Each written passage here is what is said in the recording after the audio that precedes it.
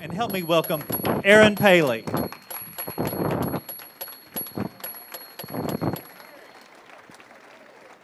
Okay. How was that for an entrance?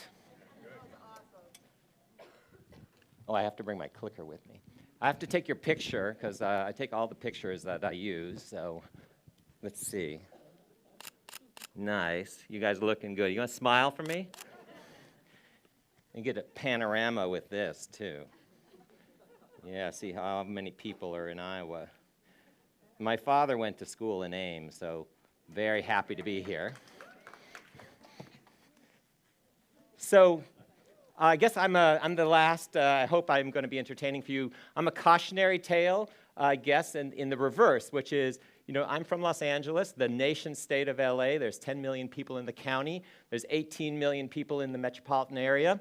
And I'm basically here to tell you if I can do it in Los Angeles, which is gnarly, which is polluted, which is where people are spend all their time in their cars and complain about traffic. So if I can build community and enable people to talk to each other in this very inhuman environment, then you can do it where you come from, okay?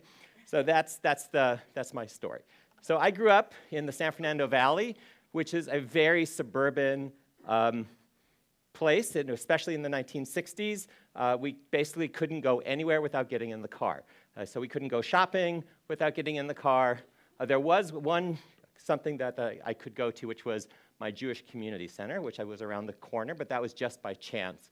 My father used to go to the corner liquor store, which was 12 houses down, and he would drive. And LA in the 60s was a place where we were building freeways because we had discovered the automobile, and we had decided that the future of cities was in the automobile, and we were going to be a future-looking city, and we had a 1,200-mile system of interurban trains that we dismantled for the car system, and now we have the largest freeway system of any major metropolis. But that's what we were doing when I was growing up.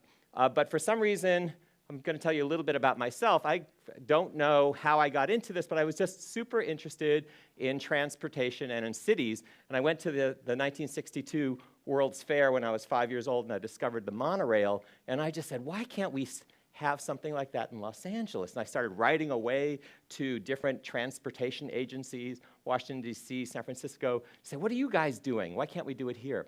Because the only place that really functioned for public space in Los Angeles for me was Disneyland. And we would go to Disneyland. As good Jews, we would go on Christmas Day because there was nobody there.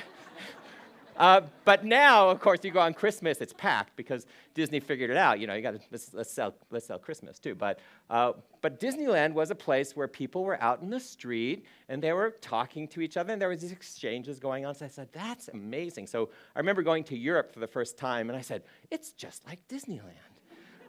So I grew up, but I did grow up in this suburban place, but I had a very crazy community. Okay, so these are my parents and their friends, and this is literally what they would do. They would turn every event into an entertaining a party for themselves, and they would throw parties like this 2 to 4 times a week. And they would be spontaneous, like, let's all get together. And they created lots of different structures for themselves. So these were people who were just ordinary people like everyone else, and they just said, let's make our own thing. So they created a community center, the Jewish Community Center. They created their own family camp where we went every year. It was kind of like, does anyone remember Brigadoon, the 1950s musical? It's a special enchanted place that only appears once a year. Well, that was family camp for me.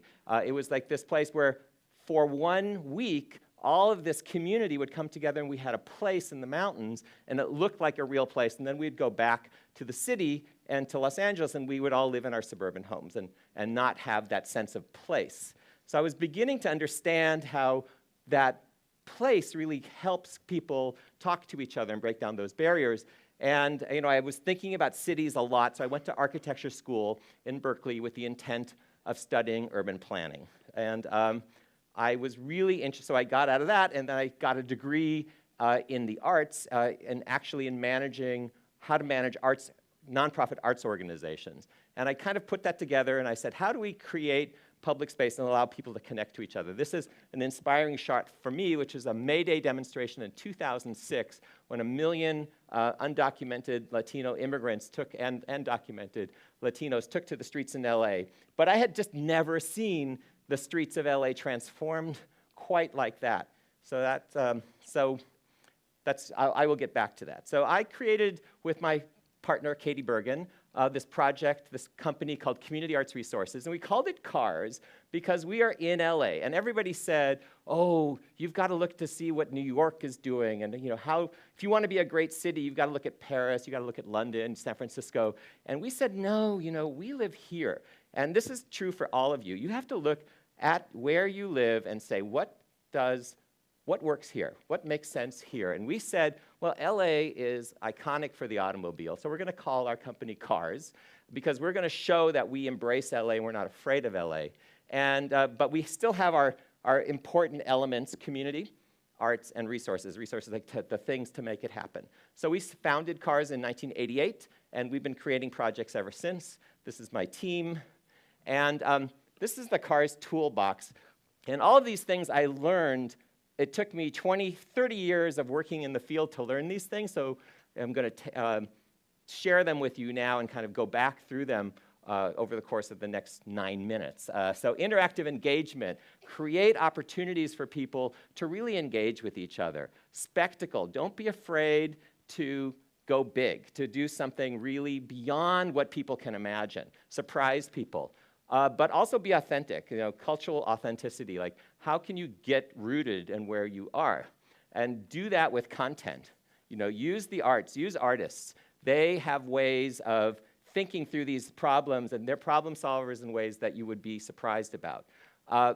Work with community, collaboration.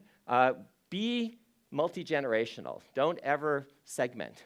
Try to think about the entire audience and how all of those people in your audience, from my 89-year-old mother to my 18-year-old nephew, or even down to the grandkids, how do they all use that space? A deep understanding of place is very necessary and very important, and for all of you from where you are, you have that advantage, which is why I always feel like the out-of-towner coming in. If I ever leave LA, I'd say about 90% of our work is in Los Angeles. Don't be afraid to be smart. That's really important. Don't dumb down what you're doing because you think that it'll be more accessible. It actually makes it less accessible and less interesting. Be an effective communicator. Lower barriers to participation. I'm going to be talking about all these things a little bit more. Engage all the senses, so allow people to eat, touch, smell, feel. Think big and small. Think about how people experience an event in time, right? It's not just about putting sharrows on the street, but how do people go through their day? And especially, it's fun. For me, like earlier speakers were talking about how if it's profitable, then that will make it work. For me, if it's fun, then people will come. And not because it's healthy, not because it's good for them, but if they're having a good time, they'll come, and then that's what's going to enable things to change. And of course, I felt that fit in with the Blue Zones ideas. And so over the years, we started doing, this is one of the very first projects I had was in downtown LA. We had a redevelopment agency say, instead of taking your 1% for art and using it to create a piece of sculpture, what if we created a stage? And so we were able to set this up for the first time. It's now been running for 25 years. And we worked with local artists and artists who were touring through to just create lunchtime performances. And this has become one of the top office complexes in LA because it has built into it this lunchtime and evening arts series, which is now part and parcel of it. So here we were looking at using the art, so it's content-driven, and lowering barriers to participation, because it was just right there. If you were an office worker, you just come out and see something right there.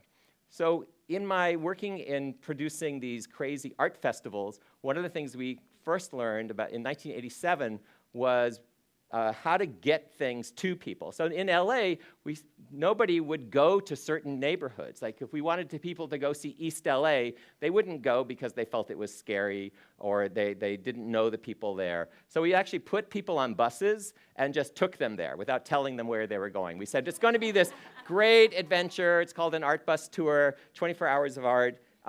And so that's what they did, and they followed us around. They went to all kinds of places. I had in East LA, this is in the 80s when it was really a much more dangerous place, a very dangerous place. In many ways, there was reason not to go there, but we took people there, and they were there at midnight having a good time.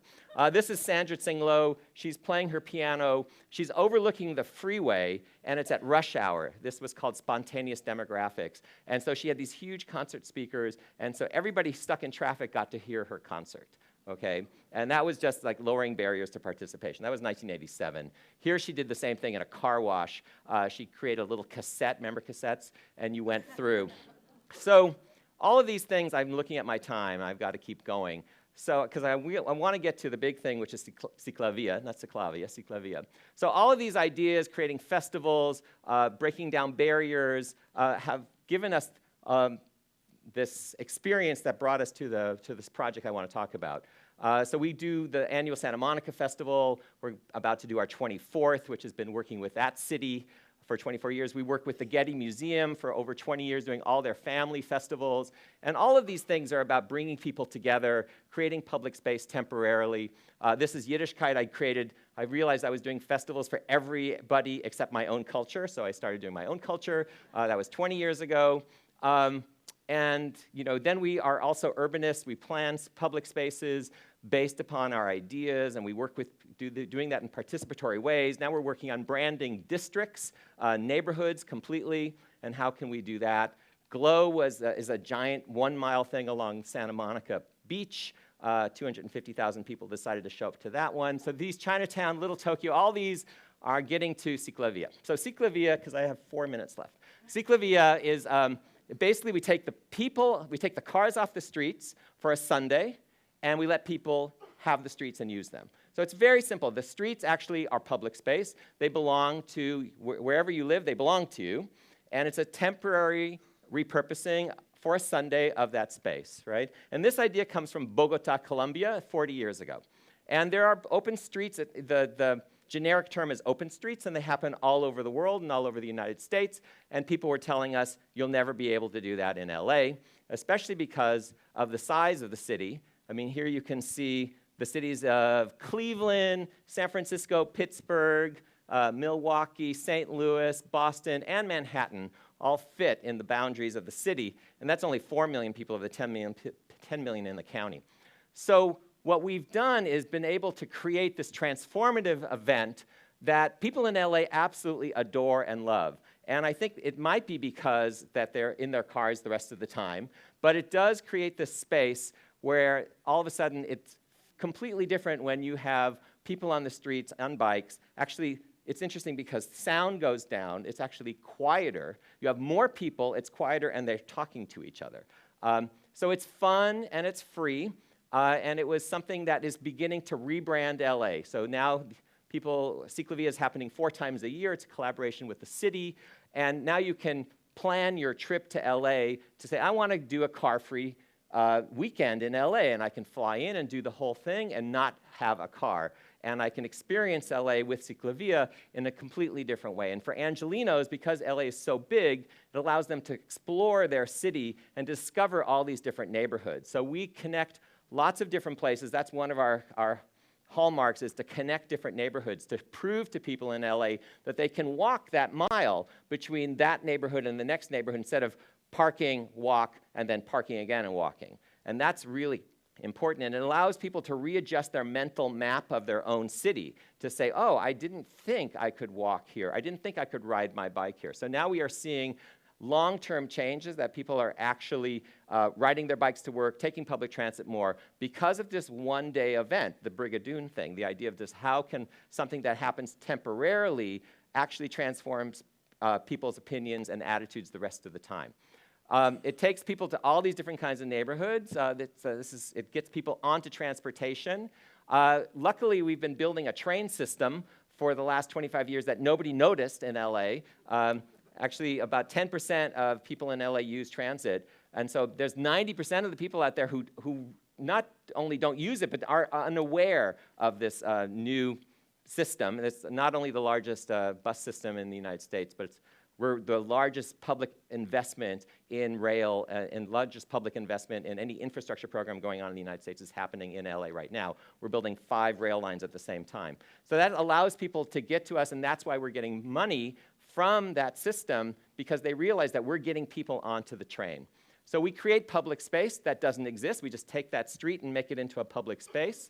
We set up picnic tables. We make it fun. We use all those things I learned from cars, from community arts resources, to apply to bikes and people. And CicLAvia is not just about bikes. I always say that. It's about walking. It's about using public space. It's about engaging with people.